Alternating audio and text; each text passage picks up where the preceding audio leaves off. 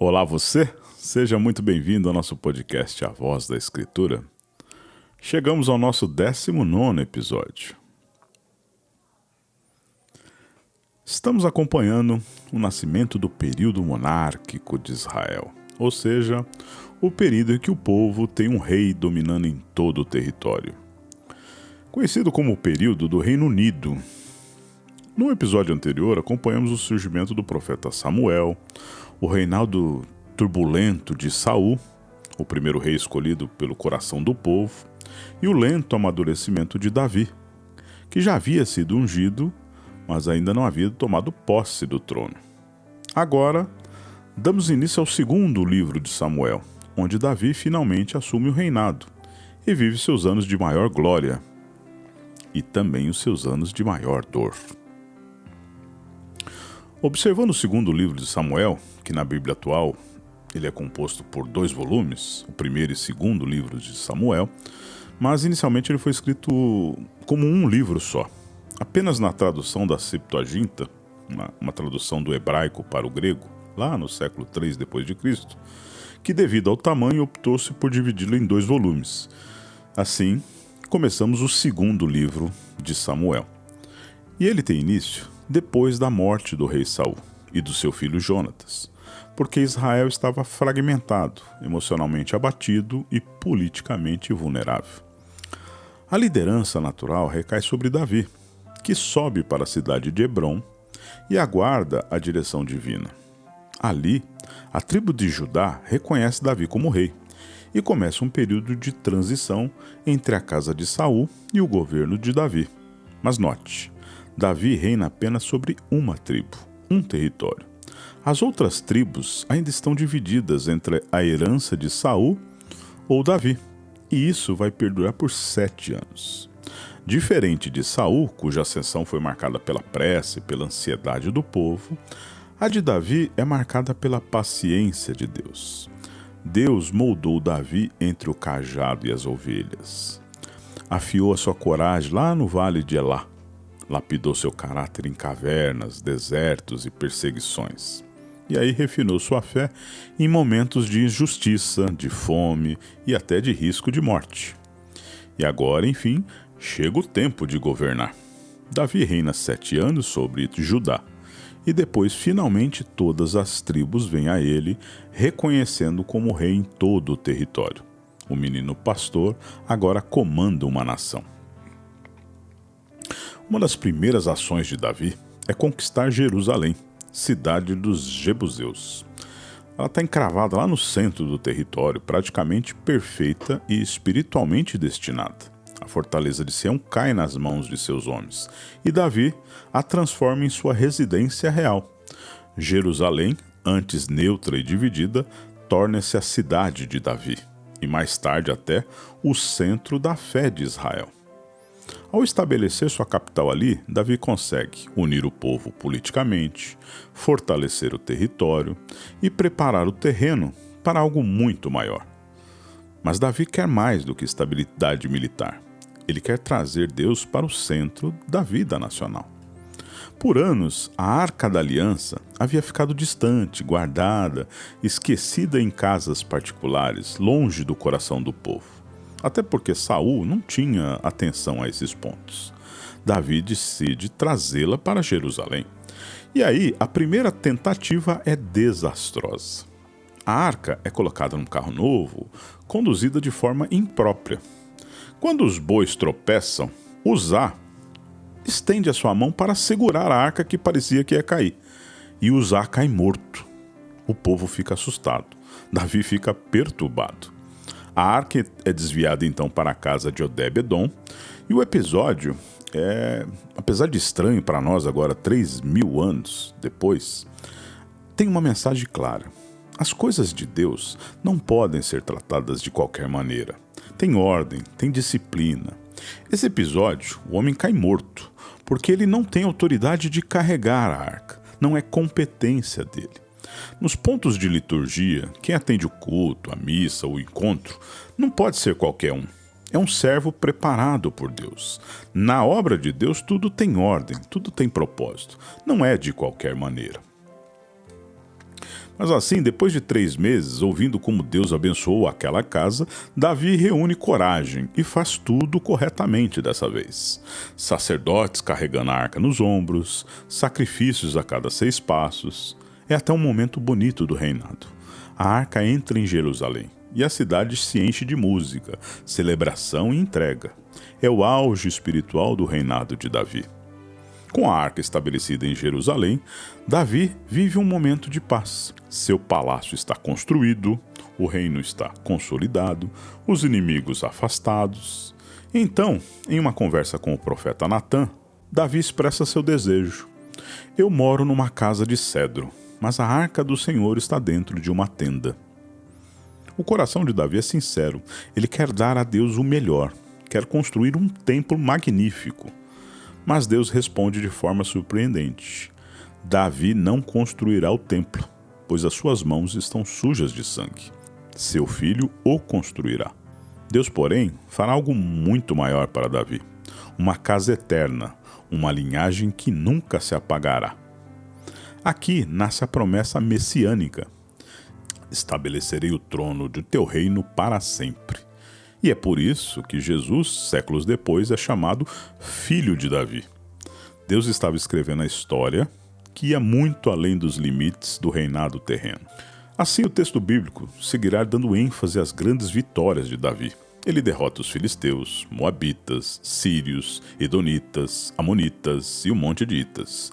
Seu reino se expande, a fronteira se estende. A nação vizinha teme o poder de Israel. A Bíblia resume assim: o Senhor dava vitórias a Davi por onde quer que ele ia. Ele é forte, estratégico, valente e justo. Um líder militar brilhante e um administrador habilidoso. O homem que sabe reconhecer o valor dos seus guerreiros. Davi vive seu auge e Israel vive o seu auge. E é exatamente no auge que vem a queda. Porque o perigo raramente aparece no deserto. O perigo aparece no palácio. Bom, vimos aí o auge do reinado. Várias vitórias militares, estabilidade política, arca em Jerusalém, promessas divinas extraordinárias, mas agora, lendo a Escritura, ela muda o tom. Num tempo em que os reis costumavam ir à guerra, Davi permanece em Jerusalém. E esse detalhe sutil revela muito.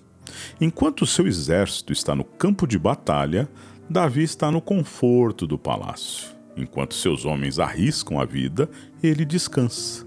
É nesse ambiente de acomodação, de rotina quebrada, de distanciamento do seu propósito, que a tentação aparece. Uma notinha de rodapé aqui.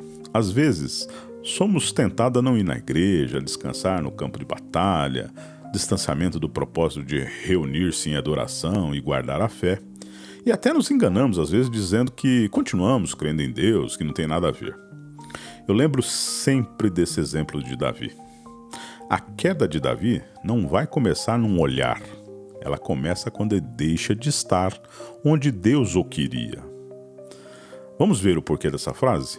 Certa tarde, Davi levanta-se do seu descanso e passeia pelo terraço do palácio. De lá, ele vê uma mulher tomando banho. Betseba é bela, a narrativa é simples, mas a tensão é profunda. Davi pergunta quem é ela e recebe a resposta clara. É Betseba, mulher de Urias, o heteu. A advertência está ali. Ela é casada, e casada com um dos seus soldados mais fiéis. Mas Davi, tomado pelo desejo, manda chamá-la. E o rei dorme com ela. O ato é rápido, silencioso e secreto. E por algum tempo parece que ficará escondido. Mas o pecado escondido tem vida curta.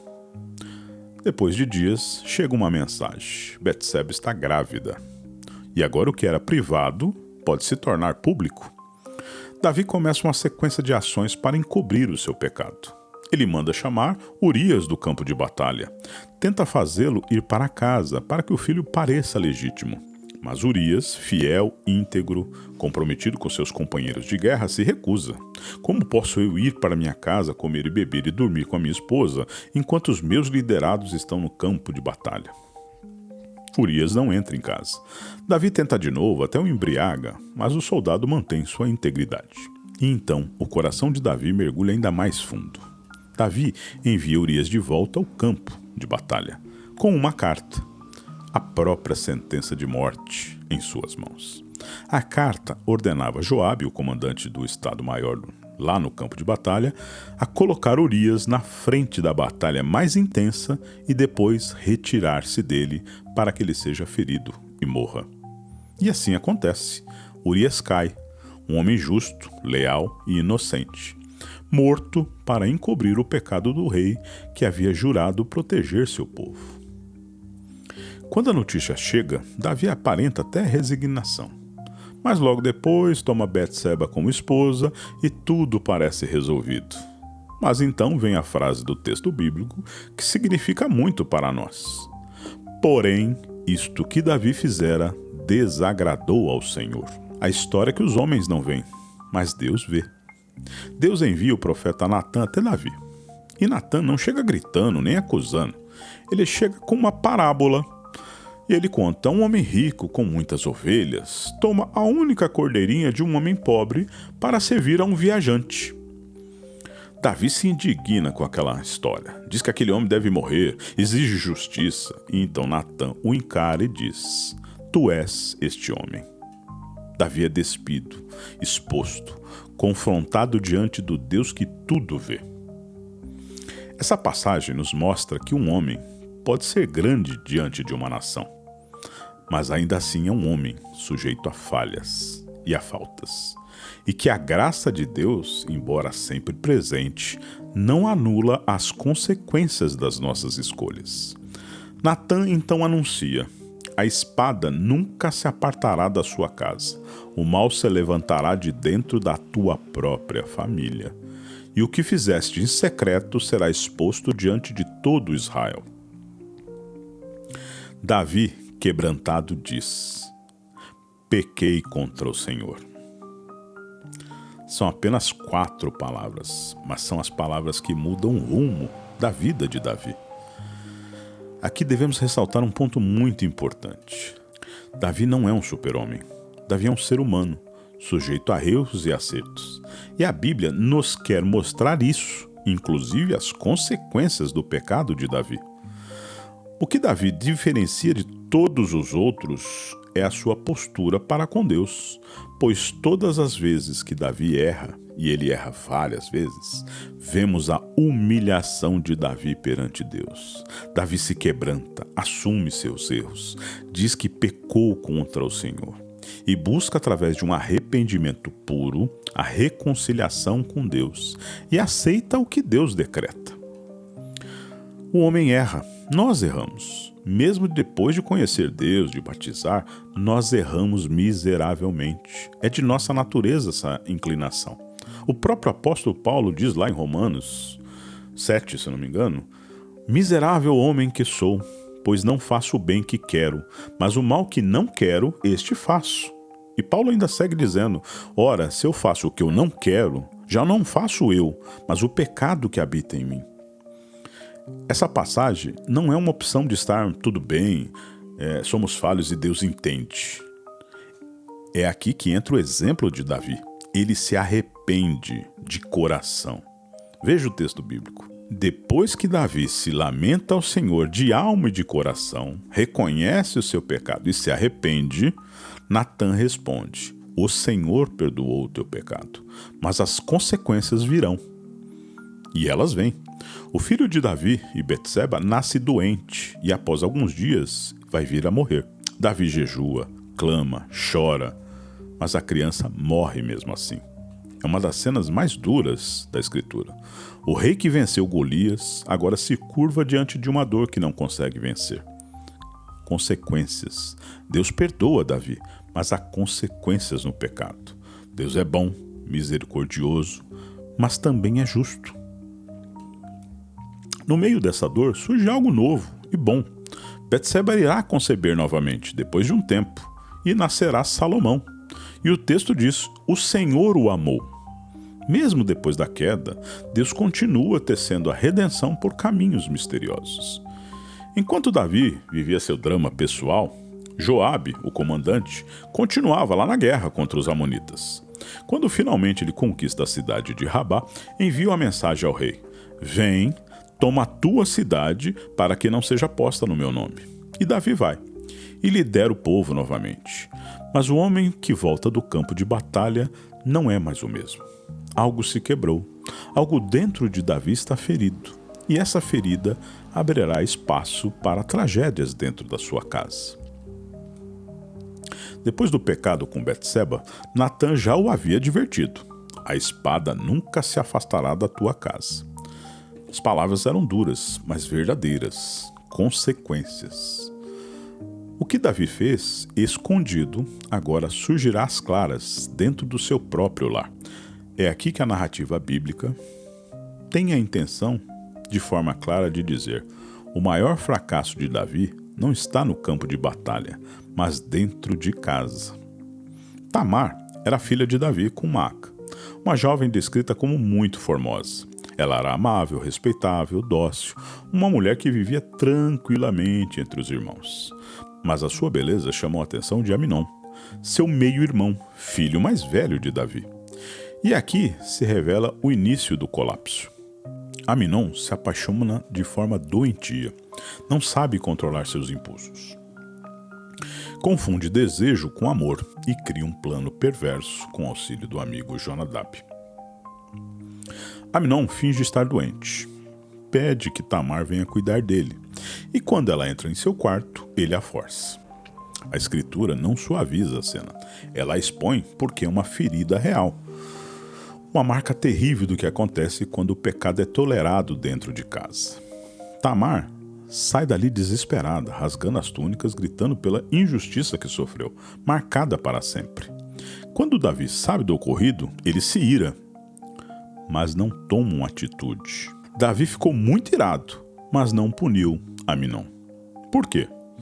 Amnon era seu primogênito, era herdeiro aparente do trono. Talvez Davi se sentisse moralmente incapacitado por causa do seu próprio pecado. Talvez o peso da culpa o tenha deixado paralisado. Mas o silêncio de Davi abre uma ferida que nunca cura. Tamar permanece desolada na casa do irmão Absalão. E Absalão, diferente de Davi, não fica paralisado. Ele guarda a dor no coração, ele guarda a ira, ele guarda o desejo de justiça. O que Davi não julgou, Absalão decidirá julgar com as próprias mãos. Por 2 anos, Absalão nada diz a Amnon, nem bem nem mal. Aparente está calmo, mas por dentro o ódio amadurece. Quando chega o tempo de tosquear as ovelhas, momento festivo, com grandes banquetes, Absalão convida todos os filhos do rei. Davi hesita, mas Absalão insiste que ele permita que Amnon vá. E no auge da festa, Absalão dá o sinal. Amnon é assassinado pelos servos de Absalão. O primogênito cai, a casa do rei treme, o coração de Davi sangra. Mas, de certa forma, é como se Davi estivesse colhendo o que permitiu crescer em silêncio. A espada que começou em apenas um olhar no terraço, agora corta dentro da sua família. Lógico que depois do assassinato, Absalão foge. Permanece longe por 3 anos. E o texto mostra algo profundo e triste. O espírito de Davi se consumia de saudade de Absalão, mas ele não o buscava. Davi queria o filho de volta, mas não movia um dedo para trazê-lo. É aqui que vemos o contraste central nessa parte da história. Davi, o guerreiro que enfrentou gigantes, não enfrenta os conflitos do seu lar. O rei que enfrentou Golias não enfrenta Amnon e nem Absalão. O homem segundo o coração de Deus tem um coração dividido dentro de casa. A passividade de Davi vai permitir que a ferida cresça ainda mais. Depois de 3 anos, Joabe, o grande comandante do exército de Davi, percebe que algo precisa ser feito. O reino não pode viver sob tensão. A saudade de Davi por Absalão precisa encontrar uma resolução. Joabe cria uma estratégia e convence o rei a permitir o retorno do filho. Absalão volta, mas Davi ordena que vá para sua casa e não veja a minha face. E assim, passam-se mais 2 anos. 2 anos na mesma cidade, mas sem restaurar o relacionamento, sem diálogo, sem cura, sem perdão, sem presença. É um retorno sem reconciliação. Paz aparente, ferida real. O coração de Absalão cria ressentimentos. Ele se sente abandonado, esquecido e desonrado. E começa a imaginar como seria se ele próprio estivesse no lugar do pai. É aqui, exatamente nessa brecha emocional, que nascerá a maior rebelião interna da história de Davi. Absalão resolve agir politicamente. Ele se instala na porta da cidade e ali cumprimenta todo mundo que vem buscar a justiça. Abaixa-se, pega nas mãos, os trata com intimidade e empatia, e sutilmente transmite a ideia de que o rei não está acessível, e que ele, Absalão, seria um juiz melhor. Dia após dia, murmúrio após murmúrio, elogio após elogio, e assim Absalão furta o coração dos homens de Israel. E o silêncio de Davi continua. O rei enxerga a movimentação, mas não reage. A mesma inércia que fez deixar o pecado de Aminon sem julgamento, agora impede de confrontar o próprio filho. A rebelião nasce dentro do palácio, sem que Davi levante-se ou que fale uma palavra. Com o coração do povo já em suas mãos, Absalão parte para Hebrom, com a desculpa de cumprir um voto, mas ali secretamente prepara o palco de sua revolta. E envia mensageiros por todas as tribos dizendo: Absalão reina em Hebrom. E a notícia se espalha como fogo em palha seca. O povo, seduzido pelas palavras doces e pela presença carismática do príncipe, começa a se alinhar com a rebelião. E de repente, o rei legítimo percebe que o golpe não é apenas possível, ele já começou. Jerusalém está em risco, a vida do rei está em risco. E o coração de Davi mais uma vez é esmagado pelas escolhas dos próprios filhos. Ao saber da força da rebelião, Davi tomou a decisão surpreendente. Ele foge. Não porque tem medo de lutar, não porque é fraco militarmente, mas porque não quer ver a cidade de Jerusalém destruída por uma guerra civil. É a atitude de um líder que ama o seu povo mais do que ama seu trono. A cena é até dolorosa. Davi deixa seu palácio, sobe ao Monte das Oliveiras chorando, cabeça coberta, pés descalços. Seguidores fiéis o acompanham em silêncio. É a imagem de um rei quebrado, não por derrota militar, mas por dor familiar. O mesmo homem que um dia entrou em Jerusalém cheio de suas vitórias e conquistas, agora sai em lágrimas, traídos pelo próprio filho. Enquanto Davi foge, Absalão entra triunfantemente na cidade. A capital o recebe. Os que bajulam o celebram. E aconselhado por Aitofel, ele toma decisões brutais e humilhantes para consolidar o golpe. Aitofel, antigo conselheiro de Davi, agora se torna o cérebro da rebelião. Seu conselho é temido, considerado como se viesse diretamente de Deus.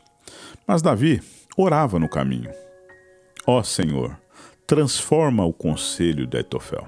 Uzai, o fiel infiltrado por Davi, começa a neutralizar a estratégia de Aitofel, atrasando os planos de Absalão e dando tempo para Davi se reorganizar.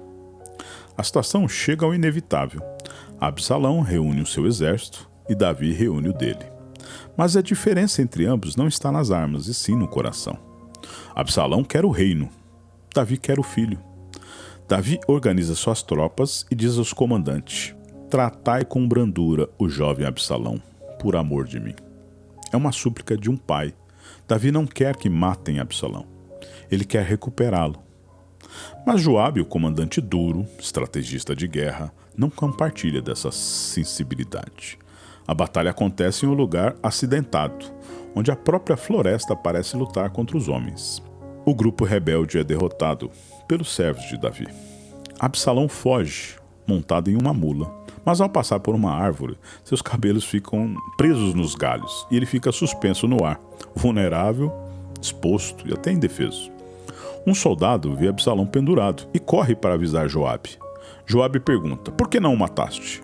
O soldado responde: o rei nos ordenou que poupássemos o jovem Absalão. Mas Joabe não hesita, ignora o pedido de Davi e atravessa Absalão com 3 dardos. Depois seus homens terminam o serviço. Absalão cai.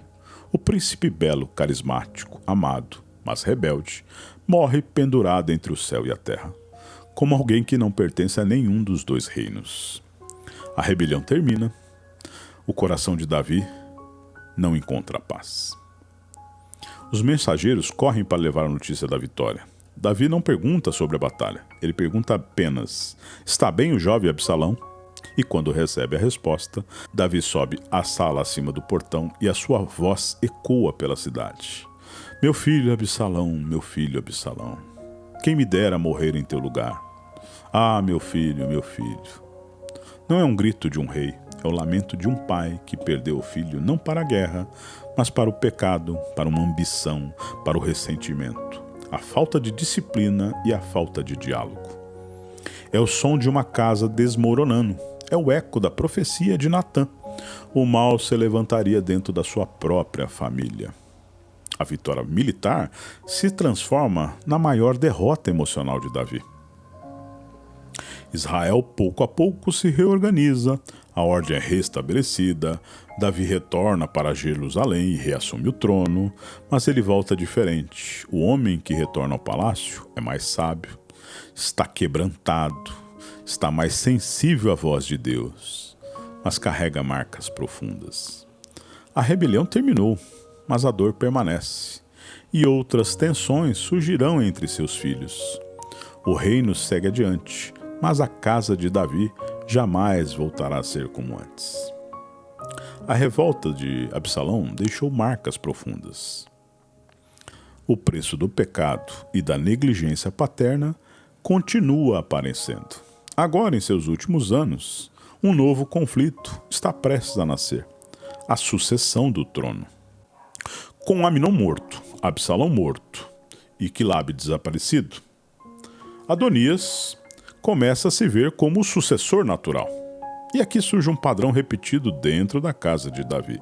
Seu pai nunca o contraria, dizendo: por que fazes assim?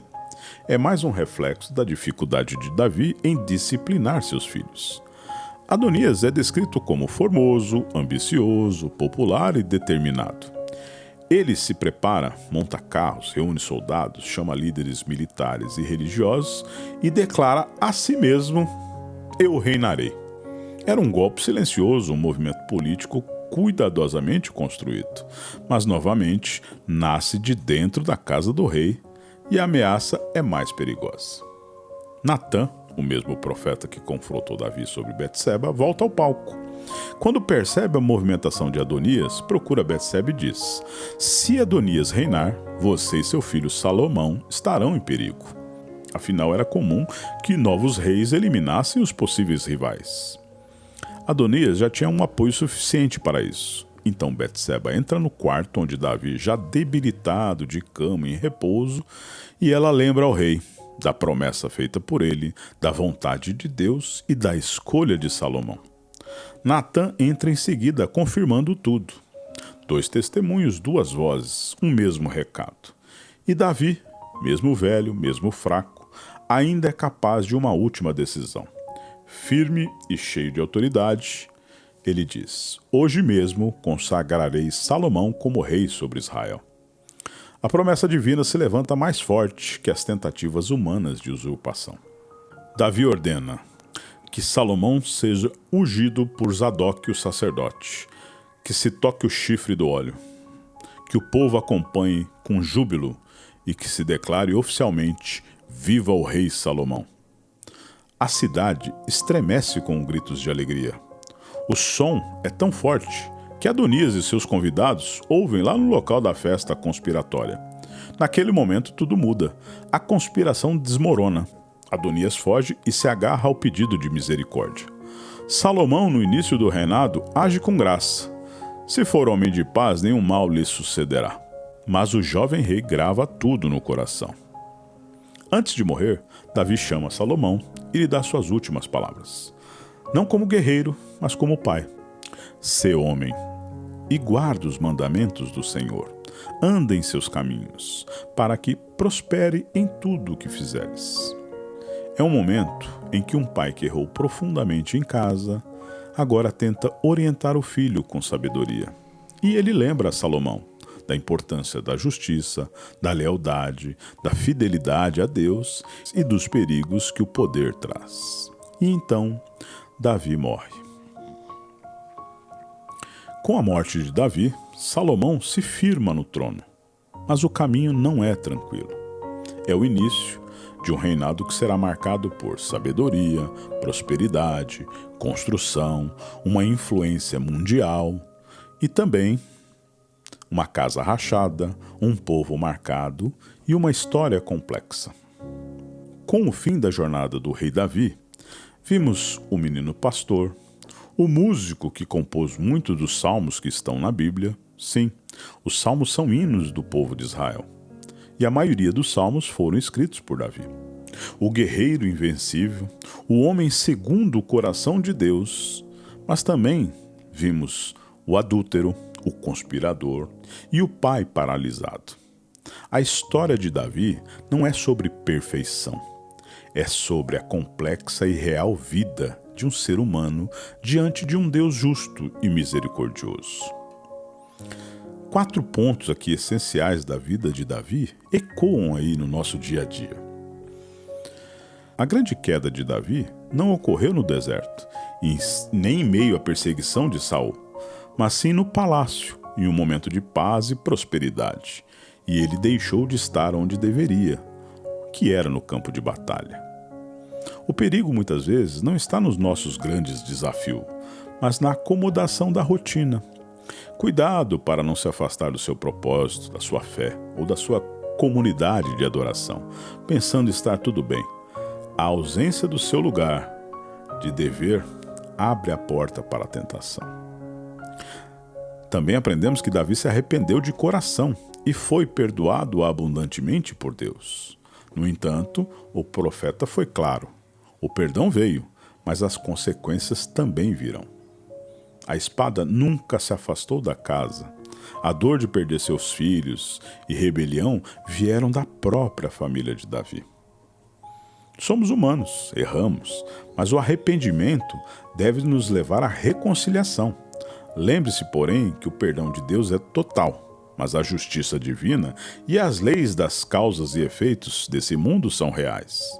Nossas escolhas têm impacto, e isso nos lembra da importância de buscar a retidão em tempo integral.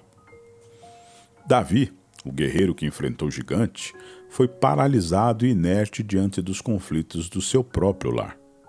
Seu silêncio, sua dificuldade em disciplinar, criaram um ambiente propício para a tragédia, desde a violência de Aminon até a rebelião de Absalão. O maior fracasso de Davi não foi militar, foi dentro de casa. Nós não podemos terceirizar ou ignorar os conflitos familiares. O maior testemunho não é o que fazemos na esfera pública, mas a integridade do nosso lar. Devemos enfrentar os problemas com coragem, diálogo, disciplina, antes que a inércia e o ressentimento se transformem em algo incontrolável. As características mais notáveis de Davi são principalmente a sua postura para com Deus. Quando confrontado, ele não se defende, ele não se justifica, ele se quebrantou, assumiu o erro e clamou: pequei contra o Senhor. É essa a humildade profunda, essa sensibilidade espiritual que o diferencia. A vida de Davi nos ensina que não importa quão grande você seja diante dos homens, você ainda é um ser humano, sujeito a falhas. A verdadeira força não está em nunca cair, mas em se levantar com arrependimento e buscar a reconciliação com Deus. É a sua fé e a sua atitude perante Deus que realmente definem o seu legado. A história de Davi, que se encerra com a coroação de Salomão, nos deixa um lembrete. A promessa de que Deus e o futuro da redenção são sempre maiores que os nossos erros. Na próxima semana vamos mergulhar na glória do reino de Salomão, o filho que herdou um reino grandioso, mas rachado. Obrigado por ouvir até aqui. Este foi mais um episódio do nosso podcast, A Voz da Escritura.